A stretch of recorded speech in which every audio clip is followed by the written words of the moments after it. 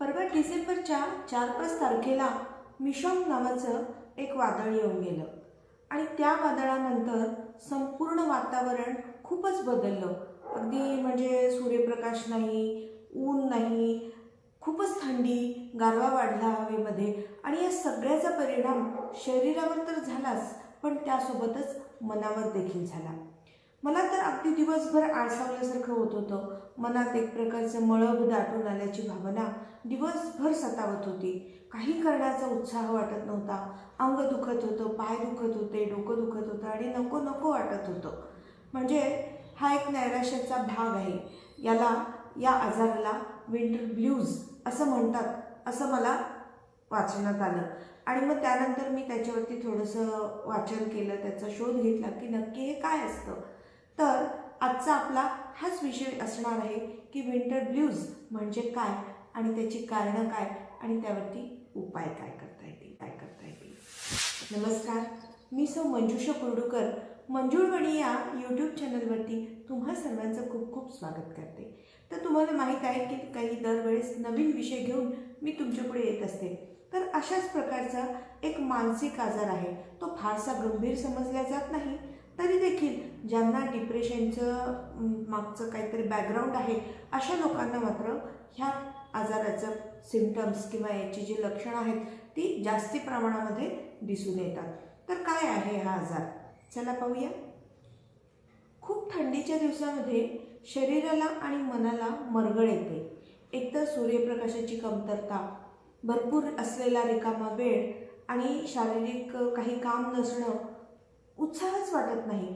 तर हा आजार ह्या थंडीच्या दिवसामध्ये बळावल्याचं दिसून येतं. विशेषतः 18-20 वर्षाच्या मुलामुलींपासून 30-40 वर्षापर्यंतच्या स्त्रियांमध्ये या आजाराचं जास्त प्रमाण आपल्याला दिसून येतं.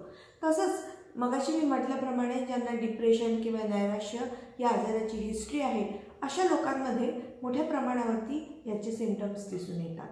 हा फार काही गंभीर आजार जरी नसला तरी देखील त्याकडे वेळीच लक्ष देणं आपल्याला गरजेचं असतं.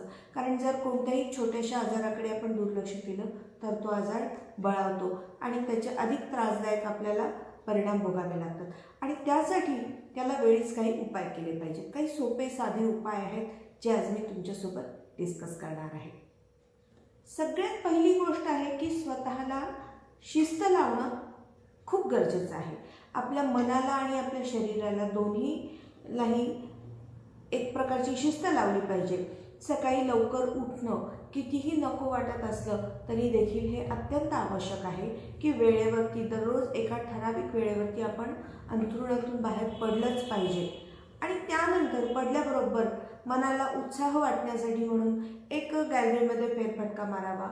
थोडंसं जमलं तर सूर्यप्रकाशामध्ये एक 15-20 मिनिटाचं ब्रिस्क वॉकिंग, म्हणजे ज्याला आपण दोन्ही हात हलवत झपझप चालणं म्हणतो, अशा प्रकारचं चालणं जर आपण मोकळ्या हवेमध्ये केलं तर आपला उत्साह हा थोडासा वाढलेला आपल्याला दिसून येतो. आपल्या शरीरामध्ये चैतन्य येतं. आणि मग त्यानंतर आपल्याला जो काही व्यायाम करायचा आहे हा व्यायामसुद्धा बंद खोलीत न करता जर आपण मोकळ्या हवेत एखादा ग्रुप जॉईन केलेला असेल, हास्य क्लब असेल तर अशा ठिकाणी करावा.